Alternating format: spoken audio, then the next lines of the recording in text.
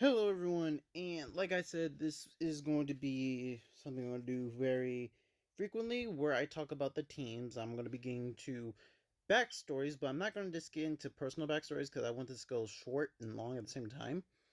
So I will be focusing on the backstories, but also going to be continuing into how they met and how the team was formed.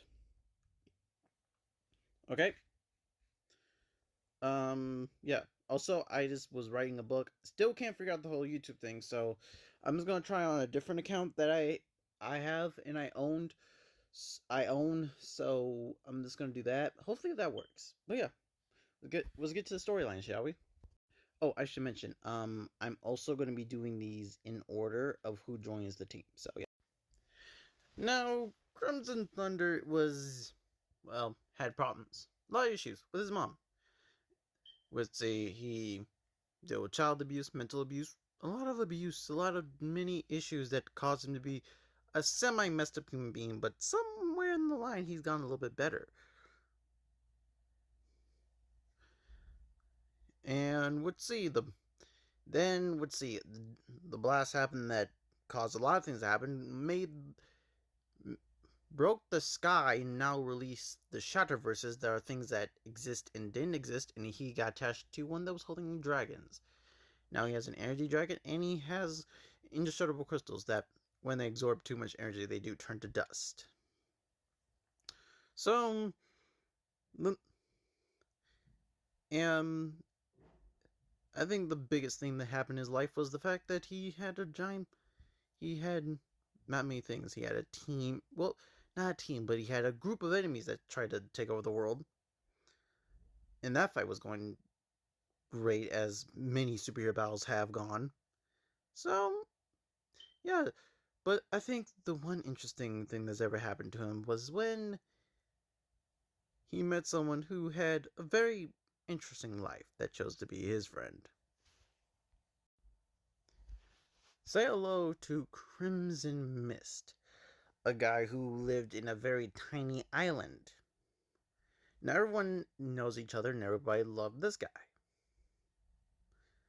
Now, the only reason why people chose to abandon him is because he was holding a very ancient bangle from his family.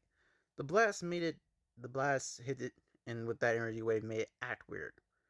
Activated genes that were in his blood. Demon genes. He permanently grew two demon horns, and everyone outcast him. Actually, they all thought it would be clever to throw him into the ocean. He wanted to earn the people's trust, get their respect, but they didn't know how.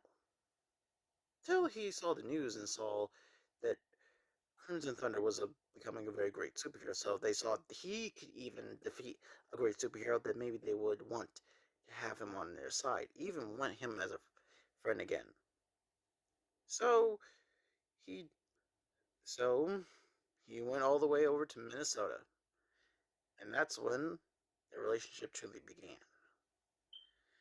They've had battles after battles after battles, always with him leaving and running off. Until one day Crimson Thunder decided to take off his helmet and try to talk to him. That's when Crimson Mist decided to oblige and told him his life story. And Crimson Thunder said something very, very heart-warming to him. That he's dealt with so much in his life with disrespect from his mom, and always thought the same thing. Like, if he did something, maybe that love will come to him.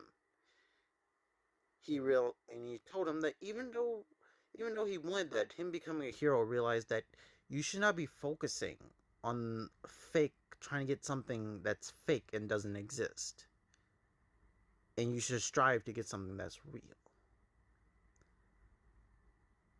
They did used to still occasionally fight, and sometimes even hang out and go bowling or something like that. But they truly had a very, say, odd friendship. But the team didn't really form until, well, a certain person started falling from the sky. Say hello to a superhero named Finks. Finks is an alien made from, well, a planet, and his backstory is even more creepy or messed up. Family, they have to when they always give birth to two kids. One gets put in a stasis pod. One trains physically. One trains mentally. But these two brothers were chosen by a higher creature, a creature who was being trying to be captured by space pirates. It split itself into two and went into the two babies before they were born. One having the ability to absorb energy and throw it back, and one having the power to create with energy. They thought they could be both kings since they can go into this phantom realm and have conversations. When the other brother heard his parents and realized they were going to choose him as king after the trials, he went berserk. Took the staff after when he got his powers, and then since in their alien DNA they can't really hurt family members or else whatever they do to them will hurt, he put his two parents into stone tablets and he wiped his brother's memories and destroyed his planet and threw him what he thought was a dead Earth. So the planet and him fall down and several fragments of it went all over the ground.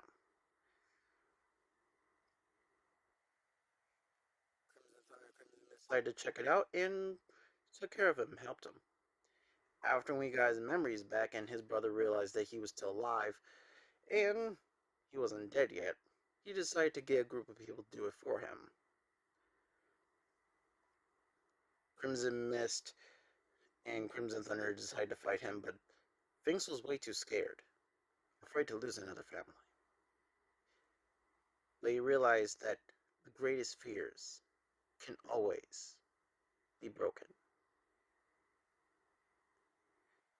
He conquered his fears and rose to the occasion to defeat his brother. He took the staff and how much he got. He's the first person ever on his planet to get the trials without being put into a sleep state. His speed became handy into this fight, and he took the powers from his brother and threw him into a prison that his planet takes people in, called the Everzone. He now has the ability to create with energy and absorb it. Also, he also now has an additional speed. But he still wonders if he did the right thing. He's now the king of his planet and he even brought his planet back as now the new planet in our solar system. But now he wonders, did he ever do the right thing? And will his people ever learn a better way to deal with their issues? Who knows? But the next member was pretty weird.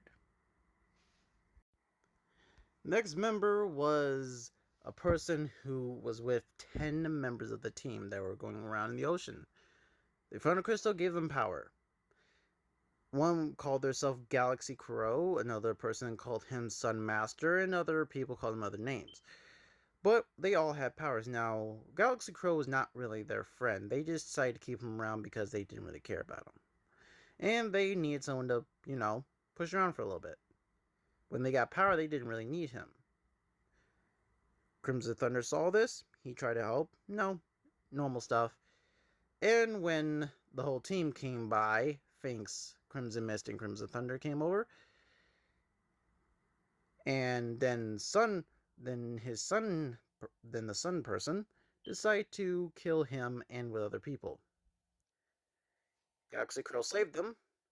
Crimson Thunder beat all of them up, and now they're all in jail, and Galaxy Crow is now with the team. So yeah. But maybe we'll go to a part 2 later. Everyone, this took way too long than I actually expected, so I will have to do a part 2 tomorrow. So everyone, there's 2 more members of the team of the Ultimate Eyes. Literally, part 2, tomorrow. Be ready, okay? But yeah, I hope you guys like this story at least.